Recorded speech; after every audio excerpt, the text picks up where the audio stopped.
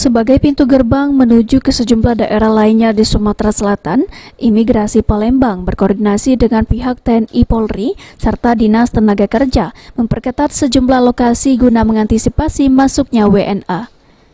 Petugas imigrasi dan dinas terkait yang terlibat dalam tim Pora tidak segan-segan menindak WNA yang ilegal guna selanjutnya dideportasi ke negara asalnya dengan berkoordinasi kedutaan tempat WNA tersebut berasal. Tentunya kita tidak berdiri sendiri.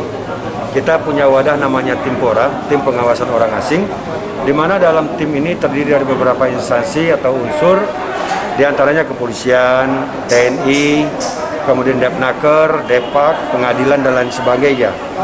Dari tim yang ada di sini kita sering melakukan pengawasan secara bersama-sama, di mana apabila ditemukan adanya warga negara asing yang bermasalah, kita akan lakukan proses pendeportasian.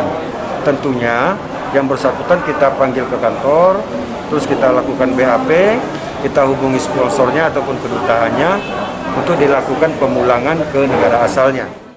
Sejak masa pandemi COVID-19 pada tahun 2020 lalu, jumlah WNA baik itu yang bekerja maupun berwisata jumlahnya cukup sedikit dikarenakan cukup ketatnya penerapan protokol kesehatan yang diterapkan oleh pemerintah. Sejauh ini WNA yang didominasi di Palembang dan daerah sekitarnya berasal dari Tiongkok atau Cina, Malaysia, Singapura, dan Amerika Serikat. Firman Hidayat, PAL TV.